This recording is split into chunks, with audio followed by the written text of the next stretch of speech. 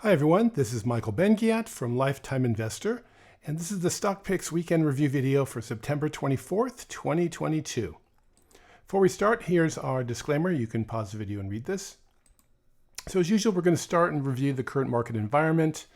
We don't have any current portfolio positions, so there's nothing to do there. And we're just going to look at the few remaining stocks on our watch list because our ready list stocks have all disappeared due to the poor market conditions. So let's go ahead and get straight into the current environment. Well, it is our stock environment indicator is red, and we have a recommended stock exposure of 0 because really the whole market is just basically falling apart at this time. And almost all leading stocks, we're talking about those stocks that are at or near 52-week highs, they just continue to get hit hard and they're just not working. And it's just fewer and fewer stocks are able to stay on our watch list. And as I mentioned earlier, there's no stocks on our ready list. So it's just it's a poor market environment, and we just have to sort of wait this out.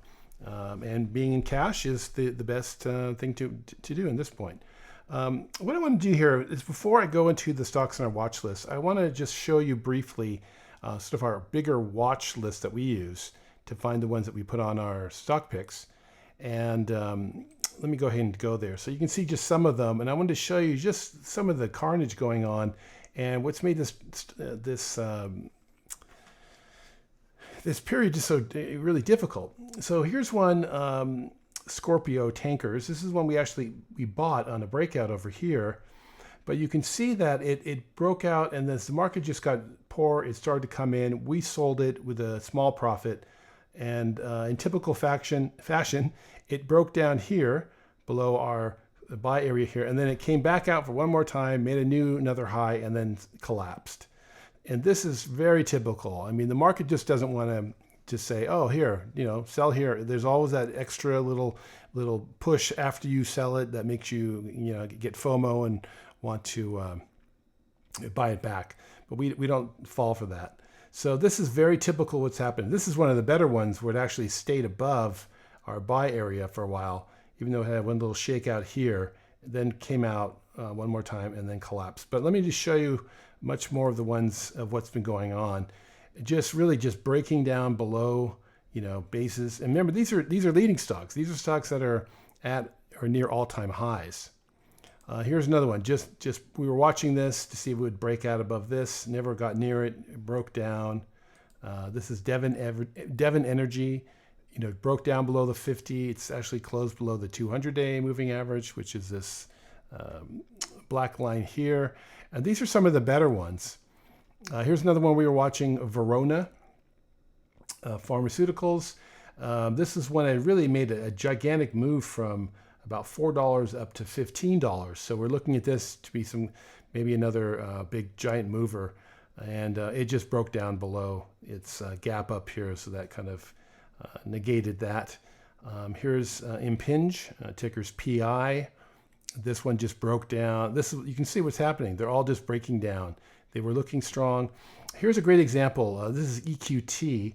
You can see it had come up and it started to get this tight trading where I was looking for, and it had to try to break out one day, came back in, 2 other times tried to break out right here, came down, came up for one more try, and just this is where the sellers were looking. You see it's at the same place where it was at these old highs back here in May.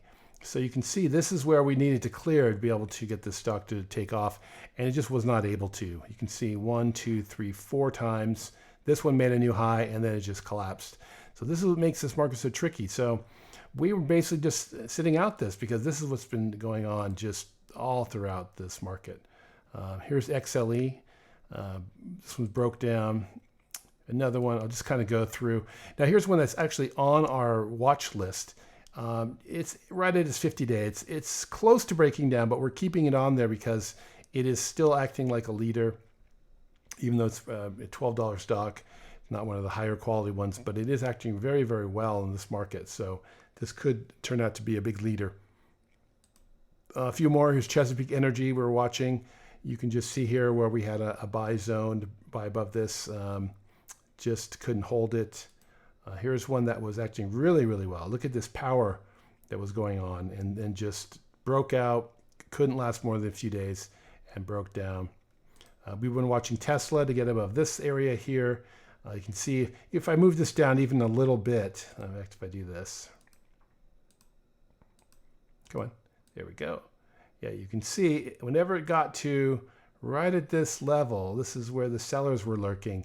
Tried once, 2, 3, 4, 5 times, and really just broke down hard this time. So this is what happens in bear markets. In a good market, these breakouts would have, maybe one wouldn't have worked, but you would have seen this just taking off like crazy. Here's another one we've been watching, Biomea. We had this on our list for a while. In fact, we got shaken out on this, or maybe I can't remember if we either got shaken out or we bypassed this. We might have sold into this rally. Same thing, a breakout and a fail. Another breakout, lasts a few days. That's why we've been saying for a while, you got to sell into these rallies. They only last a few days. Another one, Synopta, we've been watching, broke down. I can go on and on, but this is what's happening. You can just see the solid red in our big watch list. I mean, here's one that really, this was a $2 stock, but this should not be happening. And we've seen this in a lot of more higher quality stocks. Just broke down on huge volume. So let's now go to our current watch list. And let's see, let's start. Sorry, I need to go back to my list over here. Okay, let's start with Sensus Healthcare, which is SRTS. Yes. Now again, this one we've been watching. It's been acting very, very well. Let's go to a weekly chart. You can see here, this is the S&P.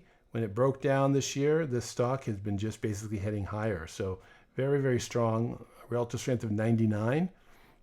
And it's just starting to break down now, but it's still at its 50-day, as I mentioned earlier. So maybe this can, continue on. That would be a really good sign, but we'll see if it can tighten up here, get support here, and come back up. But looks really, really good. The next one is Digi International. Ticker is DGII. Again, looks pretty similar.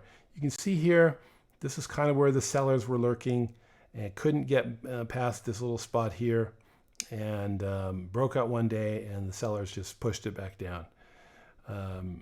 Let's go to the next one, which is Aspen Technology, AZPN.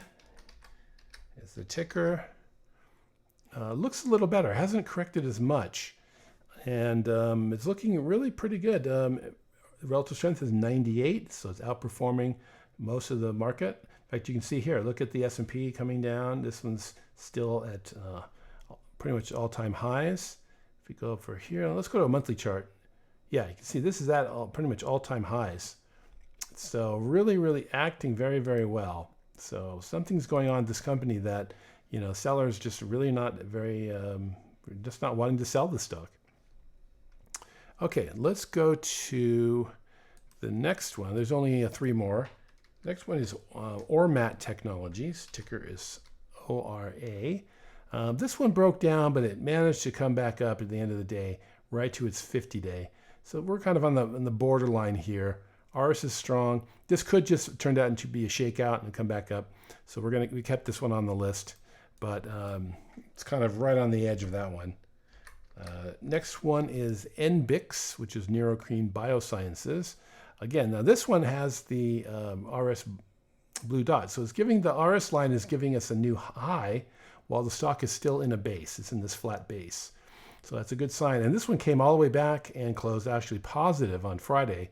And the relative strength really has a nice angle going upwards. So this also is acting like a nice leader. So we're going to continue to watch this one. And the last one is Nuvalent, ticker NUVL. And this one, you can see, is just not as strong, even though it's acting pretty well. But you can see it does have a higher prices over here. So it's just trying to get past this area of consolidation here. Now, you can't argue that if this breaks out here, it's still going to have some overhead supply down here. But this is already back in December. So we're getting close to a year. And about that time, it gets less important. These people usually have already been shaken out in this decline here and not really hoping to get their money back. And there may be a few, but the longer it is since the price came down and you're coming back up to that area, the less important it is. So this one looks pretty good, but it's the lowest RS is 93, and it's that's why it's the last one on our list. It's just not as strong as the other ones. So that's about it for this week. We're just going to continue to watch and just keep adding stocks to the watch list. We don't really plan to buy anything unless the whole market turns around and we do get a follow-through day and stocks start setting up. But at this point, stocks are not setting up. They're going the wrong way. So we're just waiting in cash. The longer we wait, the better the bull market will be when it starts again. Okay, hope this is helpful. I'll talk to you next week.